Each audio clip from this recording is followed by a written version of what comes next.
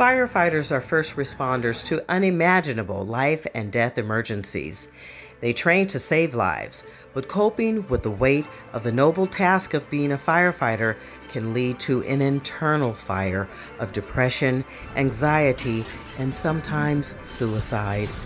Who will answer the call for the firefighter as they try to find ways to cope with post-traumatic stress injury?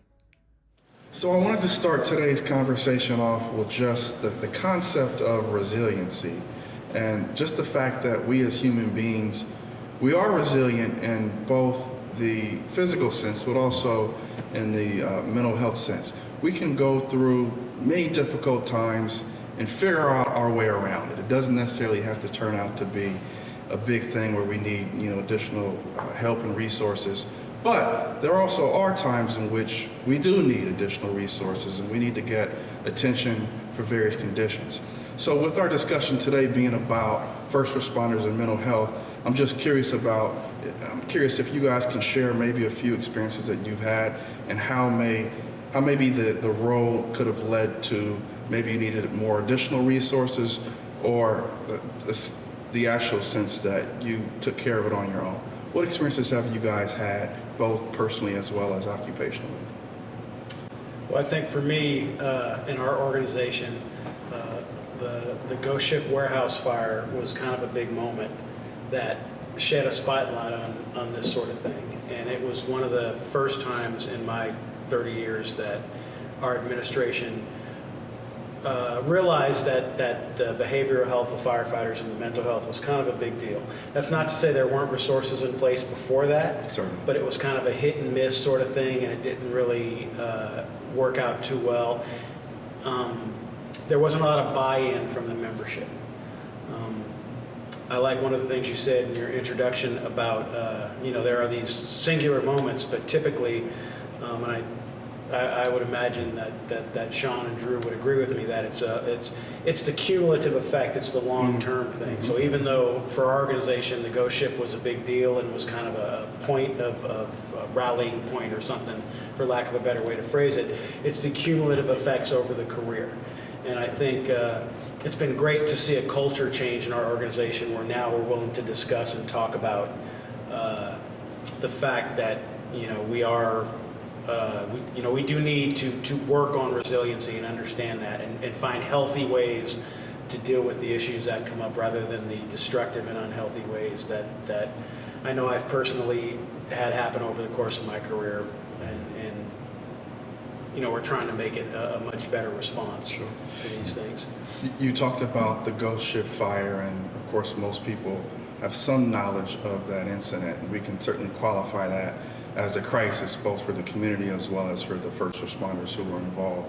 What do you think, just from your experience, personal experience, as well as just kind of broader experience, what would lead individuals who participated as first responders to have experienced something significant in that event to where maybe they needed some additional help or additional resources? What exactly was about? What happened in that event that made it to where you needed something additional? Well, part of it is, as firefighters, we always like to know and think that we did the best that we could do, and life safety is an important part of our job. And despite our best efforts that night, 36 people lost their lives. So that can weigh on you and weigh on your head and get in your brain in and of itself. Then there was the extensive body recovery efforts, and then there's the media, everything you see on TV, even when you're trying not to think about it or you're not at work, it's in the TVs, it's in the newspapers, and it's even come back with the trial and that sort of thing that's going on.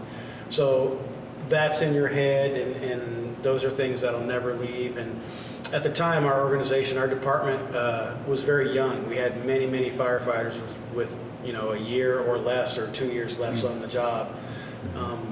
That night, one of the members of my crew was a probationary firefighter that had 6 months on the job. So it was one of the first really good fires they'd been to, much less one, and we have a large loss of life like that becomes a national incident.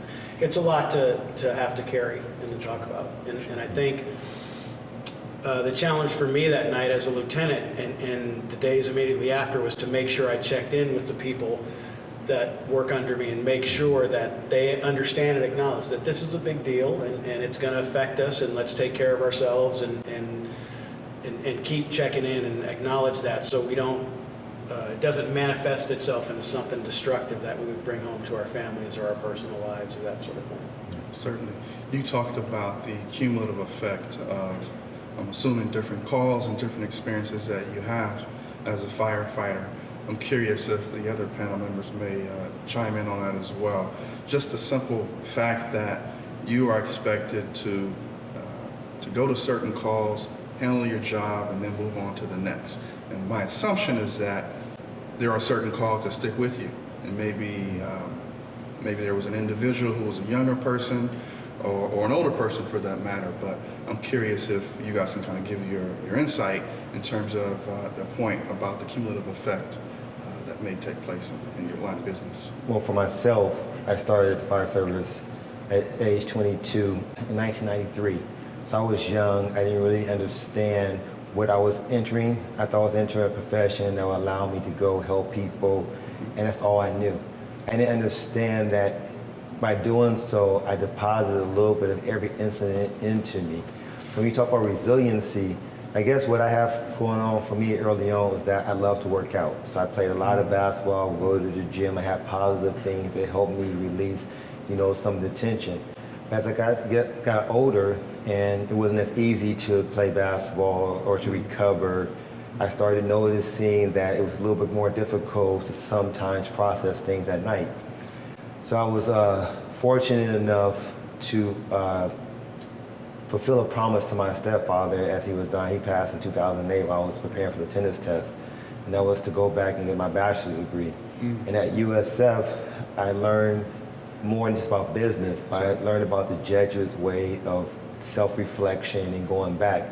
It was under the self-reflection exercises in school that I understood that there was more happening to me from the impact of my job than I ever had imagined. And I learned certain triggers, and I learned how to address it and to adapt. And I looked around the fire service to other people and started realizing that a lot of people in the fire service were having the same experiences. They didn't have positive ways of actually releasing it. They went to more negative ways, but it was industry, sort of acceptable to get off of work and go straight to the bar to deal with your problems versus maybe get off of work and go to the gym or go for a walk, or a ride or whatever.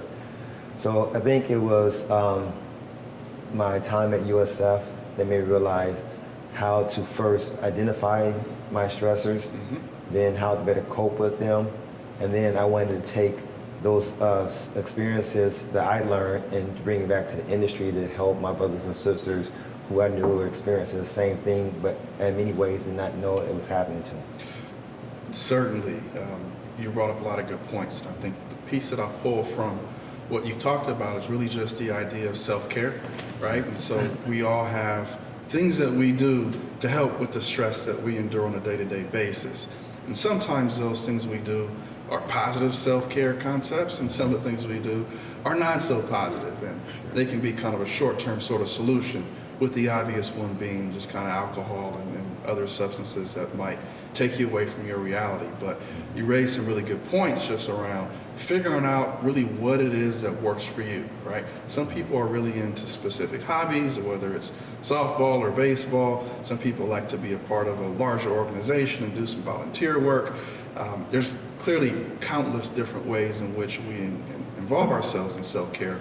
But the fact of the matter is that if you don't figure out a way to manage the stressors that you endure on a high impact sort of job, it's going to affect you sooner or later, right? And also above and beyond that, it can also manifest itself in different areas of your life. So if you're married, you may find out that you're having, frequent and severe arguments with your spouse or your children. It's just different ways in which it manifests itself. So that concept is really important, and I'm glad to hear that you are in a position where you can share that with other people as well. It makes a lot of sense. Yeah, I'd love to touch on the self-care aspect as well, Dr. Ella. Yeah, when I started in the fire service, I started as a lot of people do on the ambulance. So I was 18 years old, and then first started out working for American Medical Response. I first started out working for American Medical Response at 18, And at that time, I was a second generation firefighter once I was hired in the fire service. So I started right along on the fire engine when I was 15 years old and saw things that no 15-year-old that I knew growing up endured unless it actually happened to them. Sure. So seeing dead children, Sid's baby at 16, seeing these sort of things at such a young age where you're vulnerable, you're still developing, and then even at 18 years old working on the ambulance and seeing a lot of trauma in the inner cities where I work, my self-care was crap. I mean, it was terrible. I didn't have the tools at that age. I was brought in under the generation that's no longer in the fire service, where the self-care was a lot of alcohol, the self-care was a lot of numbing, the self-care was hooking up with women and being proud of that, the self-care was a lot of marriages that I saw as a young age, just divorce and more trauma, the cycle, the broken cycle. So for me, I always had in the back of my mind that I didn't want to repeat the cycle, but I didn't know how to get out of it until my life changed when I was injured at 23, my hip being crushed, and then finally towards my 30th birthday, being medically retired from the fire service. At that time, I say you go from hero to zero, so I didn't have tools, and unfortunately one of the tools I had was a gun at the time. And like a lot of first responders we see that are ending their lives, I thought about taking my own life at that time. I turned to yoga, and as a big guy, I was the only guy in a yoga class. So I was humbled, and here I was in chronic nerve pain. I also had a hidden challenge with post-traumatic stress at the time, and this was 2010, where the fire service wasn't talking about this. Certainly. We're just talking about it in this group now. Sure. We're just trying to get legislation now. So, the hush-hush of this and that, and the fear of if this gets out, then what happens, my career, not being, with workers' comp, right? A lot of fear when you're trying to get help and go through the process of, if I do say something, the investigation that goes into your psychology is traumatizing when you're trying to get help. So I sought out a lot of resources that were really non-traditional, as well as spirituality. I read every religious text out there to understand, human suffering has been since the dawn of creation, but why was it so much? How come I had this heavy thing and these intrusive thoughts of wanting to end my life when, my support system was also gone as a firefighter. So once I left the fire service, trying to share these things with the public in an executive role, good luck. Sure. Well, that's too much, So where could I go? Where could that trauma have a voice? As I exited the fire service and entered into corporate, that was also challenging. So now I have a ton of self-care tools, from yoga to meditation, twice a day, to reading, to journaling, to reframing my thoughts. If I start seeing a thought going on a negative, where a lot of, between 60 to 80% of human thought is negative, of immediately recognizing that and going, no, I'm not going to accept this as my truth. Let me reframe, restructure that, and then down, I'll admit it, it's in the bubble bath. I love that. Just sit there with some calm music, some candles, and things that I would have never done years ago. Sure. Well, thank you for sharing that piece that's so personal to you. I think the idea of a stressor or the cumulative effects of stress or job and so forth, injuries, it can become so severe to the point where we don't really know what to do, right? And so even just you talking about it and disclosing that you had considered taking your own life within fire and police, that's not really talked about very much, right? Like the whole idea of you potentially appearing to be weak, not being able to do the job, people kind of not sure if they can trust you to assist on a call and so forth.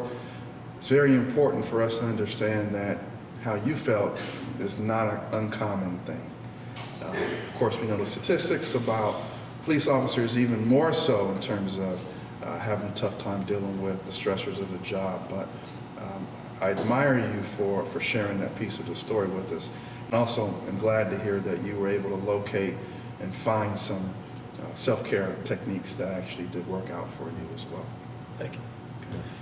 Please. I think one of the things that, to piggyback on what you were saying, you mentioned it's important, I think, for us to talk about it and to pull it out of the shadows and to acknowledge it. And I feel, as one of the older guys, I'm the number one seniority guy in the Oakland Fire Department right now. And it's important for me when I'm sitting at the kitchen table at the firehouse after something to be able to say to the rest of the crew there, especially the guys with 1 or 2 years on, or the women with 1 or 2 years on, that was a really traumatic thing we just saw and we just went on. And it's messing with my head. It's really messing with me. And I need to talk about it right now with you guys so you know how it's messing with me. And I need to tell you the steps I'm going to take to try to alleviate those problems so I don't do it in a negative and a destructive way. And then that allows me to segue into Sean talked about self-reflection and what he learned at UCSF, and I think it's really important as well.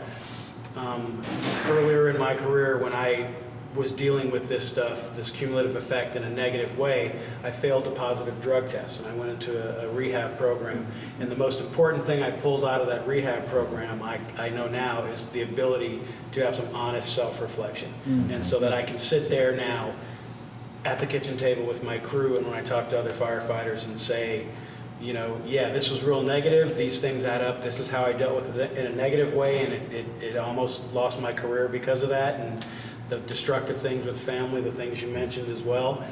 But now I'm trying to do better and I've moved on, but we need to talk about this, we need to acknowledge that, and I understand, and I'm here and I've been through it, and now I'm on the far end of my career and I made it through, and you can make it through too. Sure. Even as mental health specialists, psychologists, when we have a group or if we have a case that we're working on and you walk away from it and that was just a really tough session, we do that exact same thing. We debrief with our colleagues. Sometimes we have to get on the phone and say, you know what, I need a couple moments of your time. And so I'm glad to hear that you're normalizing it within the field that you're in, but I just think that it just shows our human side, right? Anytime we go through something that's traumatic or something that's abnormal or something that may have an effect on us personally, it's okay for us to be affected by that. It's okay for us to be human. And I think it is a good idea and a good strategy, and it's very prudent for us to debrief in some form or fashion. It doesn't have to be this over-formalized thing, but even if it's just a matter of verbally stating, that was a really traumatic thing that we went through, that normalizes it for everyone else, and they don't have to feel as if they're the only one feeling what they're feeling and they can't talk about it. So I'm glad you shared that. And that's a huge cultural shift, I think, in the fire service, at least in my world of the fire service, from what it was when I was new. When I was new, it was like, yeah, well, get over it, kid. That's the job, and if you can't take that part of the job, then maybe this isn't the line of work for you. So that culture teaches you, or taught at a very early point in your career. You don't need, don't verbalize that. Don't say it. Yeah, this is bothering you. Too bad. Deal with it, and find another outlet. And all too often, that other outlet tended to be a destructive way. Certainly. Yeah, and to add on though, is actually very important because again, I came in at 22, I was the second youngest in my class. But 25 years into my career, only a third of my class is still working. 3 are deceased, one from suicide, one from breast cancer, no one from organ failure. We have people leave, mental breakdown basically, and he comes back, talks about the importance. Now he was afraid to talk about what he was going through, and he went through it all by himself, and then losing his job because he didn't have the support system. Have others, who retired, going back and forth. But so it's important not only to have the resources available on paper, but to have, like I said, the emotional intelligence to recognize that one of your brothers or sisters are having a change in pattern, having the courage to go talk to them, to bring them, even in their denial, the resources that they need. Like in Dan's case, you don't want to have to go to that point, and he was fortunate to be able to keep the job and have a story to share. and then having a evolution in cultural change, where before I came into it was like, this is how you just deal with it. Just be quiet, go. You didn't cause it, just fix it and go back. To be able to say to your younger crew members, listen, bad things are going to happen. You need to be able to deal with them. If you want to have a healthy life, both for yourself and your family, these are some of the things you need to go. And so I think what a lot of us here right now want to be able to do is to bring that to people and say, this is a healthier way of it going. Take away this, the stigma against mental health as being a negative thing, but making a positive thing, like I mentioned before, just like exercise was not always the thing people did, or diet, you know, but it took a lot of change to go there. So it's going to be a while, but I think it's very important to have people like yourself, Dr. Outlaw, who are bringing it out there, who are challenging us to talk about it. Certainly. And so, you know, I really appreciate these opportunities just to be able to reflect and then to bring it to someone else. Sure. One thing too that Dan brought up too, I want to talk about is the concept now of post-traumatic growth, which is a new concept. And Sean, you know, was mentioning emotional intelligence and your perspective too, of what you see with patients that, you know, go through trauma. I know the person that I was compared to the person that I am today. I'm very proud of the man that I am today. Who I was entering the fire service, you know, I was still a good person overall, but until I went through a program, which was a 1-week long program for veterans and first responders to address, you know, really the root cause of the trauma and different things. I was like running through life on autopilot, that subconscious mind just, you know, in full control, not really being conscious and awake, and owning my piece of things too, as a man of, you know, I am responsible for me. I am responsible for the decisions and whatnot. So Dan, how do you feel? Because it was challenging, like when I first started speaking on advocacy pieces of like, do I want to share that I went through a program, you know, because like I still have a whole road in my 30s as a business leader that this stuff's taboo still. So I made that decision of like, no, people do need to hear it from us as leaders, because if they don't, then they're in limbo. But if they see us in leadership roles, there's a chance at them going forward. But how would you say the person you were then to who you are now after going through and getting help? Oh, there's no comparison, you know, and it was difficult, it was challenging, and it's a long road. But like you said, I'm happy I'm here, and I wouldn't change it now that I'm on the other side, because all of that makes it what it is, and it makes me, or it allows me the opportunity to not hold back in those situations, whereas before I may have held back, you know.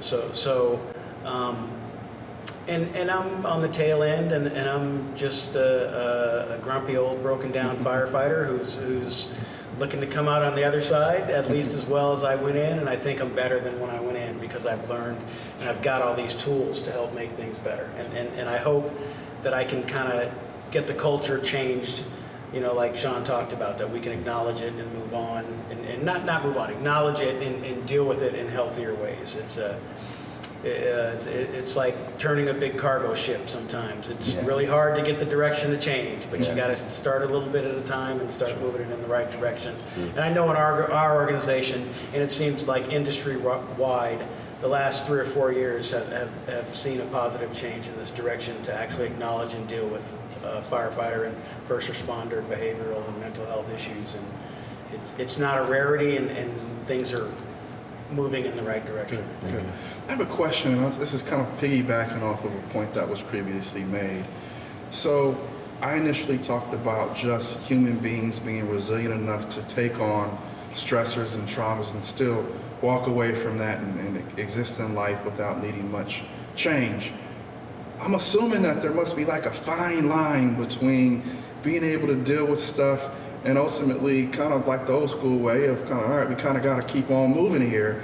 And then the other side of things where this was an impactful event for you, and whether it's at the end of the day or at some point in time that we need to get you some resources. How do you distinguish kind of that fine line there between the two? Well, if I had to go, for myself, it's training first. Okay. So we train our members to be prepared for the worst incidences that come about.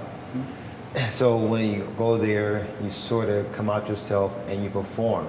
But the importance now, which didn't happen as much then, is having those debriefs afterwards to acknowledge, okay, this is what you've gone through, this is what you've seen, you know. I mean, Dan can say it because their department, like mine's, have seen a lot. You know, they had a member who was on probation who ended up losing their life, and how helping the new class people go through it. Those are the different things that are more difficult afterwards. And that's sometimes where we may need the help, because we train for the things to come, but we don't always prepare to deal with the things after it happens. And I think that's the difference in what we're trying to now prepare for that as well. And I think just to piggyback on what you said, correct me if I'm wrong, so in addition to the training and having the ability to be prepared for certain instances, it's also more accepted that if an individual does happen to develop some symptoms, that the department may be okay with this individual getting help and talking about it, as opposed to maybe seeing that person as different or weak or so forth. Would you agree with that? That would be ideal. I don't think that we're there yet. And this is conversations we have with each other, trying to, as leaders in our own organizations, to get our organizations to that point. So that is the goal of one of mine, but I don't think many organizations are at that point yet. And maybe, Dan, you could talk about that. No, I agree. We're not there yet, but that is the ultimate goal, right? And I think, you know, in the moment, we rely on our training. We're trying to make things better. We're trying to help people. You know, we're trying to save lives and property. The phrase I like to use is professional detachment, right? So we're doing our thing, we're trying to make things better for people, but it's afterwards, you know, when the intensity level ratchets back down and you're not quite as focused on the task at hand, and now you're into the more reflective stage. That's when you realize that, you know, this particular call or those calls or whatever are traumatic and they're a problem. And if we can get the members within the organization to understand it's okay to verbalize that, and if we can recognize it within each other, and I think it has to happen on a smaller level. It can't come from our administration. It has to happen, you know, in the firehouse with your, you know, your 4-person crew or your 9-person crew. You have to have some people who can recognize these things and who can be open and who can talk about it and get it out there and have those discussions about healthy ways to deal with it. Certainly. Part 2 of this discussion on firefighters and post-traumatic stress injury will continue on the Bay Area Mental Health Hour on YouTube. Please subscribe to our YouTube channel today to receive notifications of all of our new and upcoming episodes, including personal interviews with firefighters. And if you're interested in sponsoring our show, please send an email to me, aliciamayo430@gmail.com. Your support for the Bay Area Mental Health Hour makes it possible for us to produce informative and educational news like this. Thank you.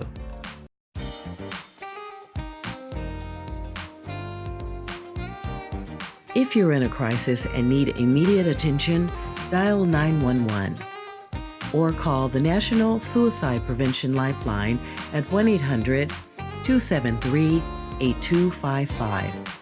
Or call Safe Call Now, a 24-hour, 7-day-a-week first responder helpline at 1-206-459-3020.